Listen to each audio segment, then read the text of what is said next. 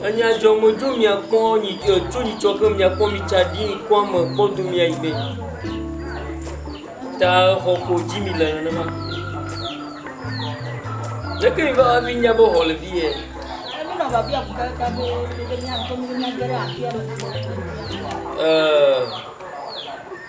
abale mi buya masi akwa makogana mi mashi daga mi amo va van magbagban ala bode mon kulenda mo ko mo vionu ame tutu ma ko hadashna ala mal kulenu ala ba egbe vio ko hanfia wa ha ho nkeke va to kwa bo ejire ekon ejire na wa poto na jagbe anu apomo adon lo ade mo doku okay ale mo ko mi via ye mo jintu echontu inava ni chontu inava ova hedreva ko nyemo awo Bono yo dano ba ya e ba si attend dano baba oh mi ga sagbedemu mi do gbogbo ma senya igbo mi le ado ko mama dam na ni sister ba de akwa nya ko mama dam ne do ayo ma yeji le ke akoya ma akola fam akoto ma ko me ya nyento akoto ma nye ta akoya kolon ma lo na mi nwe afia fo mu va kodi agba na ko otro gadan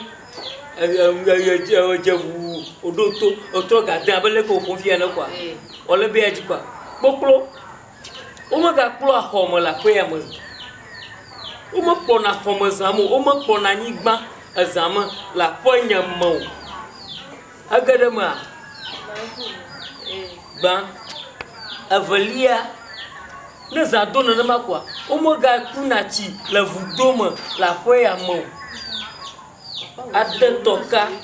adetoka vudoma akutia kuno nya blema koji mala made ku misia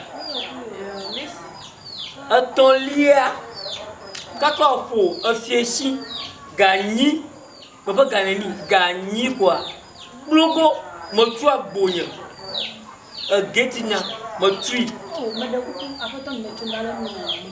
business woman maybe my emoji go late dey akwa nyo gbamola edewo yo heyo gbamola edewo yo cho do me ma gbo tra si abe do 11 10:30 gawi de kia ka gawi ve na manyawa gbona npege ida kuku masemi amanya gomo kaka mademonu ala bazama ko magblana mi jereka apo ya mane dam ndudu ne de go to gbaja jilega ko na gele homo alo na be adogo ayaba aponye momom seso to gbinyo mama nyoyo lechi nyem seso do ba duna mu apo ya mahanya oduna nto ne manyo du adam blenda ihe ko o lebe ne ko na blenda ni mo ko dara homo o du gano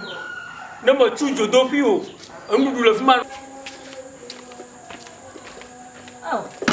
encore nous on est ça va mario no vient never me do no fica auto chele fia to gbe ke tanka ke de vi ke de o we de fulo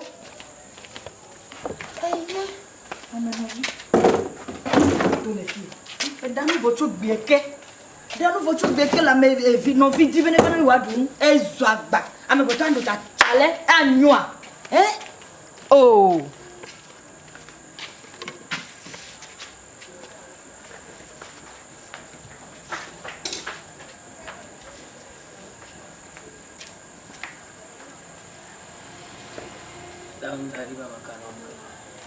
daun dari babaka no viewer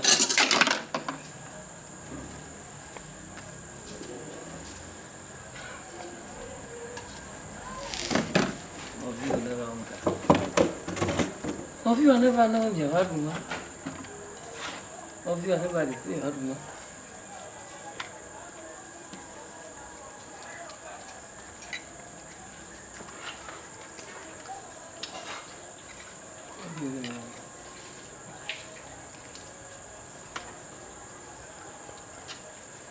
Madoko nami. Apa yang mau dan nang dari jono. Bon, non.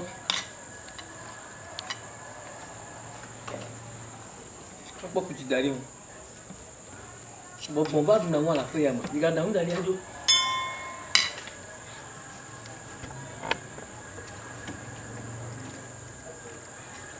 Oji no bi ona ba.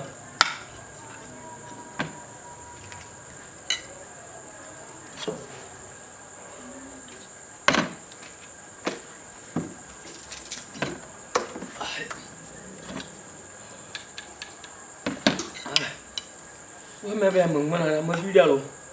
Je suis là, quoi, c'est un coup bien.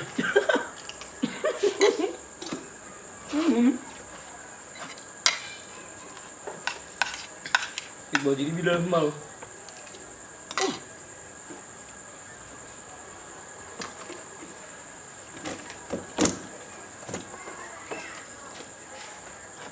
Allez.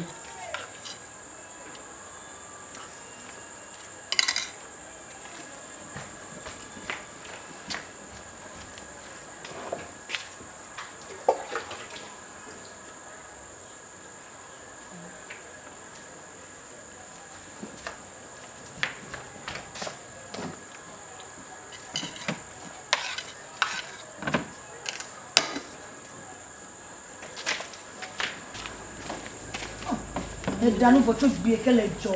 Ta mai le nyo ma gbo e. O ta mai le chao la. Mega no chao no. Ikike me ble mega no chao. Masi nyo ma gbo ko mo lolo. Mama ko le Newton ya gbo ko mo no na o to nyai. Bo fo le kwa mi krum la. O to na ba mo re ka pe ko gbo mo no. Ayo ya bo bla mi ko no. Oh, sister. Na dunwa fi ba nyama ba mi dunwo. Ni me dunu de le ke marka na dube ya ke da ba. Si ka ke po. Oh, nke fi abo mo dunwo.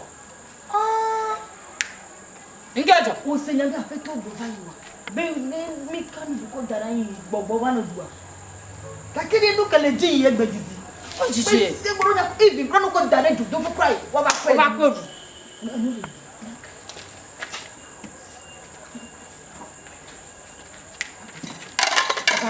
Ah, so na ram. Okay. Ah.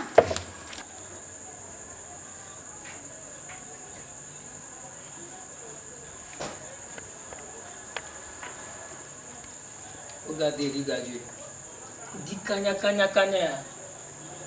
Di kanya. Di vio gada ngo. Wa fudu mo fana na oho. Mo lue yo gada gleglegla la. O ma be o ti re ndi e bia to aji gege. Akoko close da to ko ada pon re mo ma sa ndi e go. Chile po ye. Anyway, yo la yo blana. Faut du gaji mo dogom. Gachi kenye bobo yo ko dara waje. Bye. La yo blana.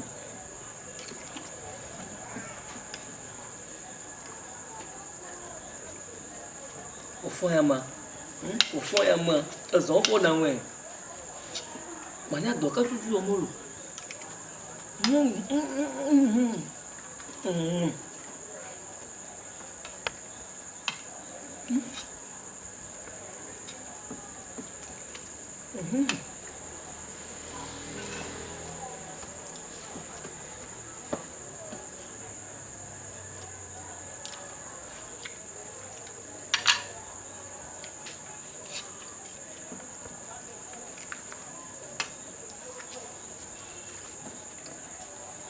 Voju la pe mo, voju la pe mo. Iga on dani o. Ya mo voju ni fa. Ya no mo voju ni.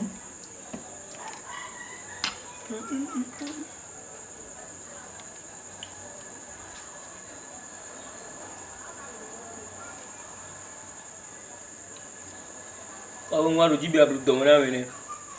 Mo da wan di ato nyira. On to mo adun mo nde sela deji. Alo mo fon se de kai. Mo de mo klom mo. Ha bra. Awla. O dun ni la. Maka ko ti ma de inu waju. E woju wa bi me nyu waju. le que pour donc na là gazé jibi ato je là mais gazé que to ba on dia lo on va ka on va ido ali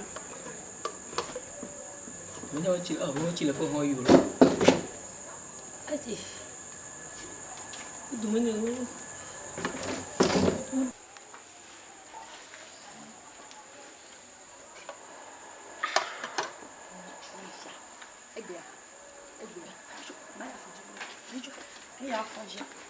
Bébé,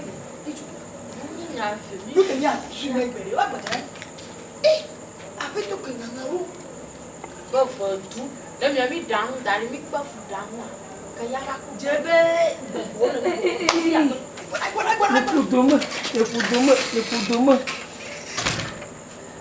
Devi ori engkau dengar apa? Driver mi gugulu, aku lugu kamu tu di nabu. Oh, lekuk je. Oh, apa tu? Mais va faut dire, Amadu le fodia. Aish. Ada tunggu lah, dia foto mau nyuruh lah. Oh. Itu la bogana melo. Ini lah bogana mah. Apa no? Wakaba, siap. Enggak gue. Dom, dari dulu dia. Mi dua. Ai mi dua ko tomo je ko no ha. Ya de pula. Apa? Enggak ya bi. Oh, ya anda ko modun dia lo. Oh, papa na. Apa no wakaba.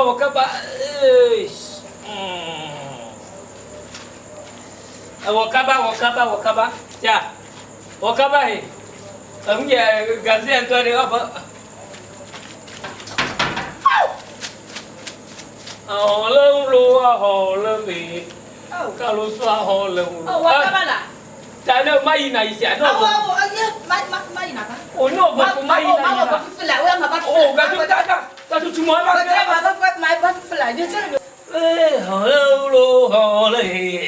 Kalau suah holo. Au. Wakaba. Holo agaga. Holo we. Kalau suah holo. Oui. Wakaba la do apa?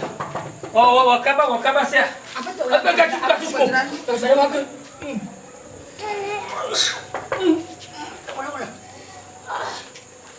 Via. Kau ni lama mati kau pada mau orang ni lo. Politik bag dah kembali. Mau pass fine dah lo. Oh. Ya. Oh ha. Lekas nak dunia apa? Tutup mulut dah. Lekasnya ya. Driver, mi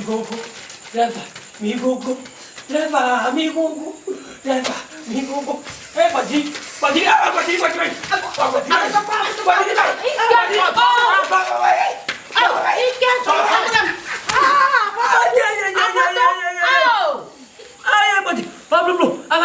Avaga. Reci, itu apa? Do. Itu mafon do. Avaga. Apa tu? Wo wu. Mai bola.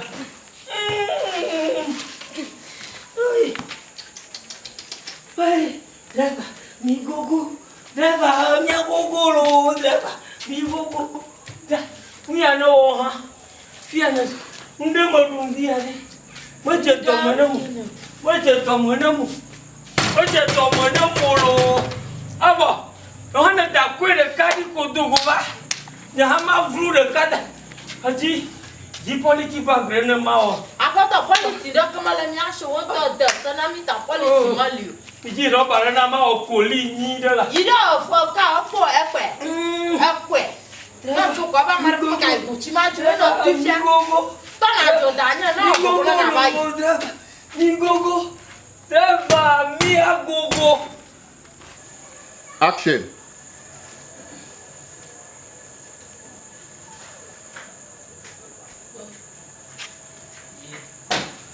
Ajin dia maga domakan.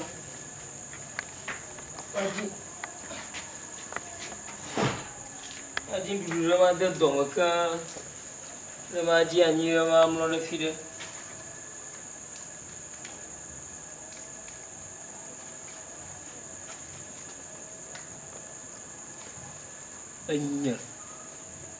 Anya baju.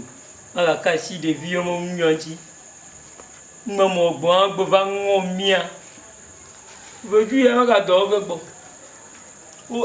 O ganya ke gaba deli. Anya mama magava nu.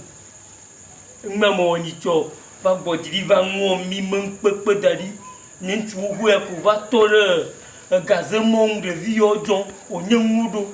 O jinda gbegbe amakpa. Nyama nyi ma gbe amakpo. Fiko ganya ke gato gava iba ba gato ngade fi menjani kule. Dam ya de fi aba. Eh, pa. Mi gbe chi de waji lo.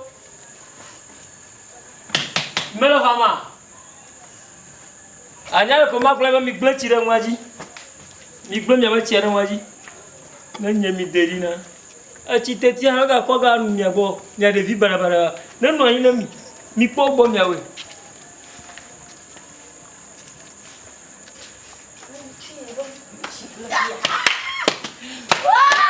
adia pe